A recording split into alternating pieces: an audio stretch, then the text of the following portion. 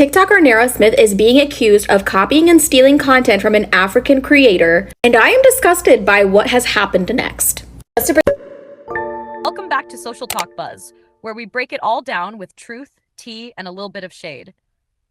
Let's get into it. Influencer Nara Smith, you know, the TikTok tradwife who always looks like she stepped out of a vintage baking ad, has found herself in some hot water. South African creator Onezwa Mbola called her out online, saying Nara copied her recipe videos, specifically for boba tea and mozzarella. And receipts were receipting, y'all, like timestamps and all. Here's the kicker. Nara had even commented under Onezwa's video, saying this is so inspiring, and then posted eerily similar content not long after. Coincidence? Or content klepto? But instead of letting it slide, Nara clapped back with a cease-and-desist letter, threatening a lawsuit for defamation of character. Sis said, "You're not going to call me a content thief," and walk away. Now, let's be real. Suing for defamation? That's expensive. But threatening to sue? That's free and dramatic. The internet is split. Some say Onezwa was reaching, others say Nara is trying to silence Black creators. So here's my question to you. Is this just a recipe remix? Or content robbery in plain sight? Drop your thoughts in the comments, besties. And don't forget to like, subscribe, and hit that bell because we've got more commentary coming that stirs the pot just right. But bring you guys back up to speed. Onezwa is a South African TikToker with a smaller following who has farm to table and from scratch content that she's been doing for years. She claims that Nara is copying her style of videos. Upon seeing these allegations being posted online, Nara quickly defended herself by saying, "I've never seen her videos, nor do I follow her. I'm not the first or last person to make boba." But the internet was able to uncover some very interesting comments that Nara had made on Onezwa's post, where she said, "I'm so sorry you have to deal with these comments. Your content is so inspiring." And then things took an even more crazy turn, and Onezwa claims that Nara is threatening to sue her. I am so torn about this situation because I'm a big fan of Nara's content, and I can see some slight similarities between the style of videos. But let's be honest, guys, a boba recipe seems pretty common. Part of me thinks that this creator might just be trying to stir up some drama so she could bring more attention to her page. Maybe this really is a case of a TikToker stealing content and not giving credit where credit is due. Let me know what you guys think in the comments. We just landed after a 10-hour flight, and the first thing my husband requests is a hot dog. So instead of running to the store, I just decided to make it myself. Nara, I have questions, because you just said after a 10-hour flight, your husband requested hot dogs, and instead of going to the store, you just decided to make them yourself. How far is the store? Number one, okay? Secondly, I don't know what type of superpowers you have, because after a 10-hour flight, I'm dead, okay? Dead in the bed. And my family, they're gonna have to fend for themselves. Make it yourself. It's a stove, it's a fridge, figure it out, okay? Hot dogs from scratch is crazy to me. Secondly, I think you love your husband more than any woman in the world. Like, you love your husband more than any woman has loved their husband, because to make hot dogs from scratch, first of all, I don't even like how that sounds. Like, the process just sounds too much for me.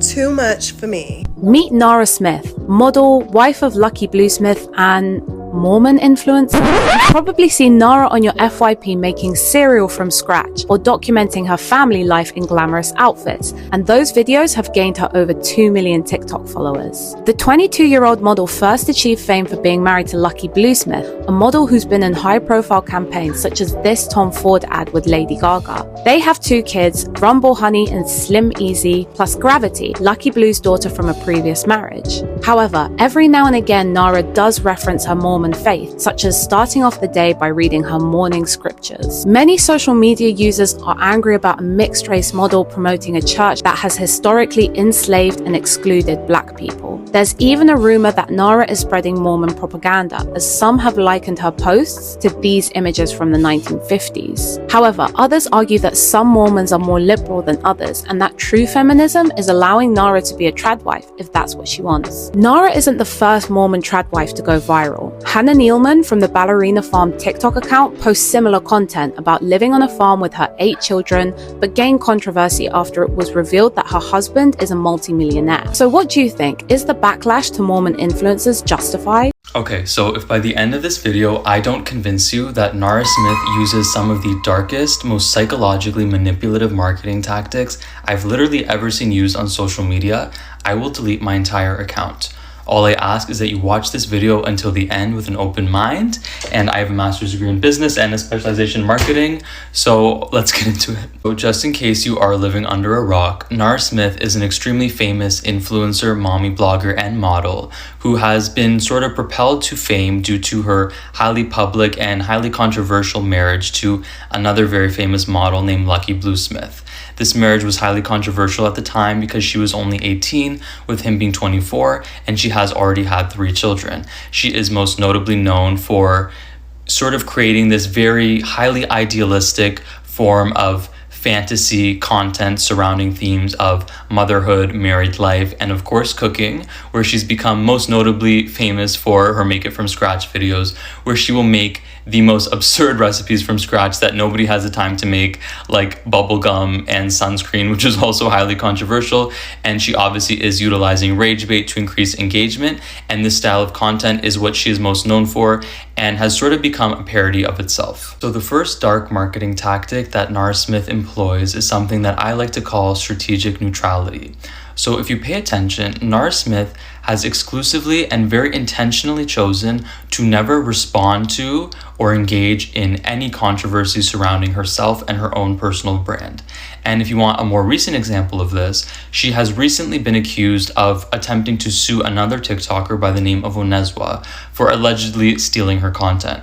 So I personally looked into this because I was very interested, and the more I looked into it, the more I realized that this was a completely fabricated lie, and I don't believe that Onezwa ever received an email from Nara Smith at all. So you might be thinking, if this wasn't true, why wouldn't Nara Smith come in front of the camera and obviously defend her name? And the reason for this is that she has a huge team behind her that want to make her what I like to call an empty billboard.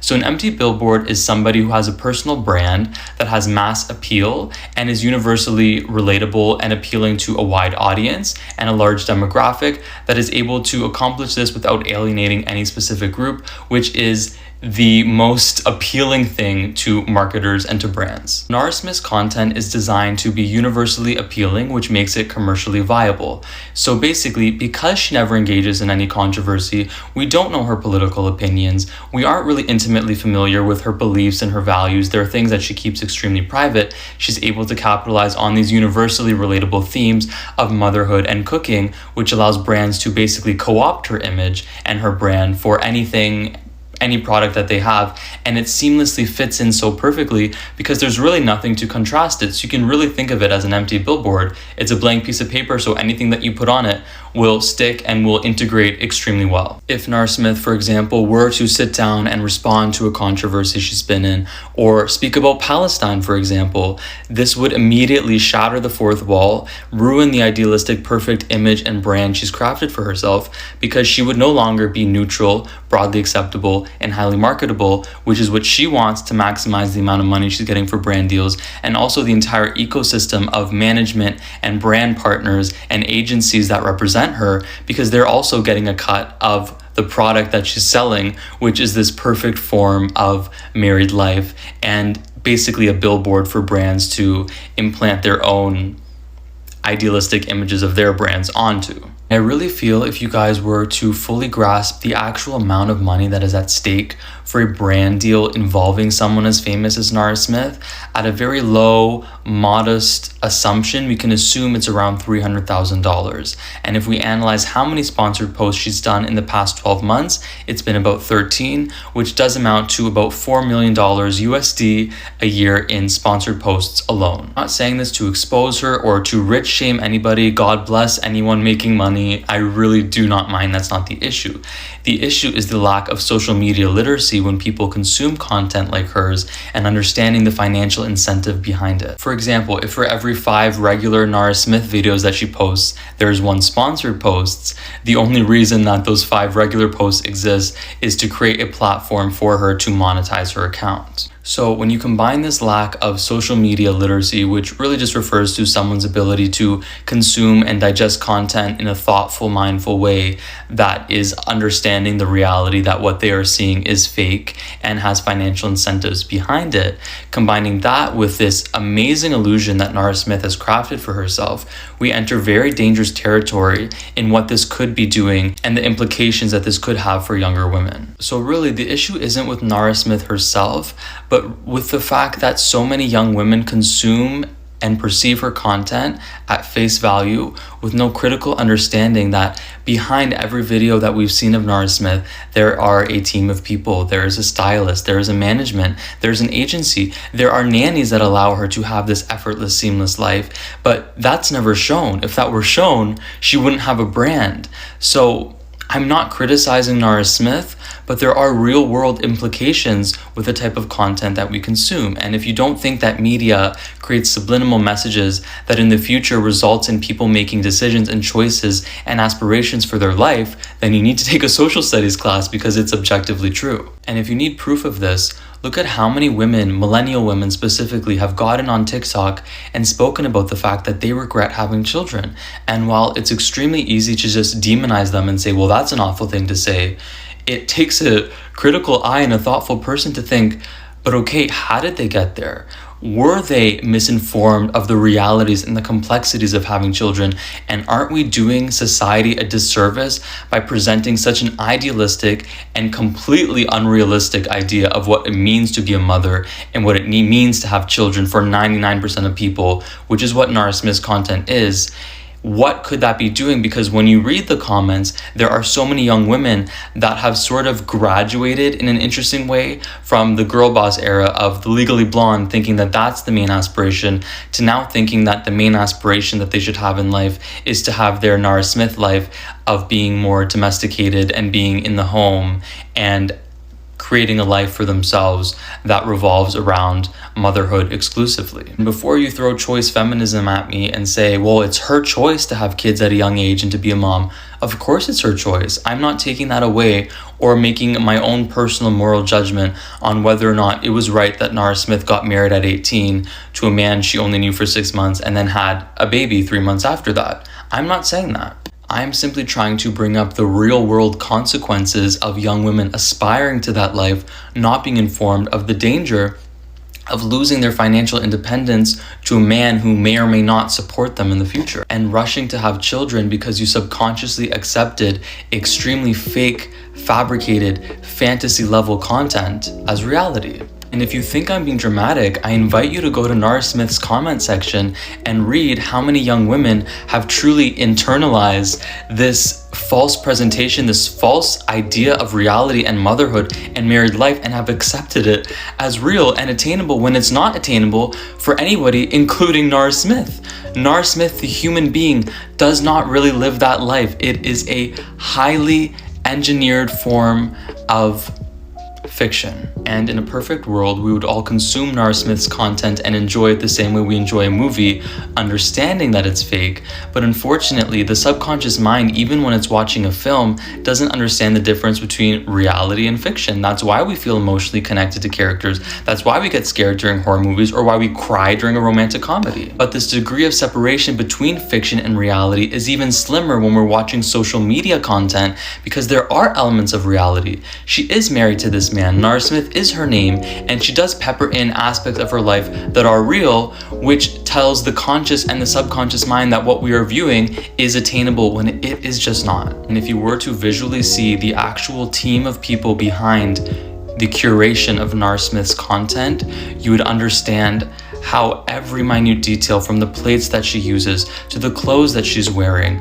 to the voice that she uses that changed as her content progressed, you would understand that Nara Smith isn't really a person. She's a brand, and she's selling you something, whether it is a product or whether it is a lifestyle. What this is a consumable item, and it should be treated and understood as such. And this is why social media literacy should be something that is taught to young children, mandatory in schools. And just to prove to you how generic and predictable Nara Smith's brand really is, she will be coming out with a cookbook called From Scratch by Nara Smith, filled with infeasible recipes that nobody will ever be able to do, and it will just be a visual coffee table book. Damn it, guys, I ran out of time, so I didn't even get to talk about the one tactic that really makes Nara Smith such a supervillain. So I guess I'll probably have to make a part 2 if you. Have you heard about this latest TikTok drama? Nara Smith, the popular cooking star, has been accused of stealing ideas from South African content creator Onezwa Mbola. Both are known for their cooking from scratch videos, but Onezwa stands out for foraging her ingredients. And fans have noticed striking similarities in their style and tone. In a now deleted video, Onezwa called out Nara by saying that a popular content creator has been using her ideas for views.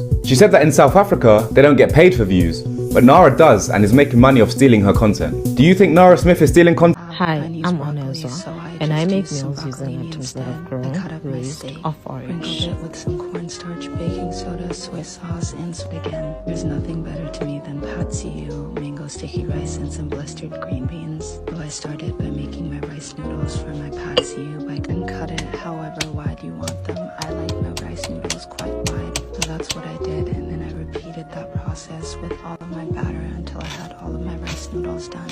Set those aside and got started on my packed fish sauce, oyster sauce, vinegar. I fried off my sauteed my broccoli with it, and it was time to add my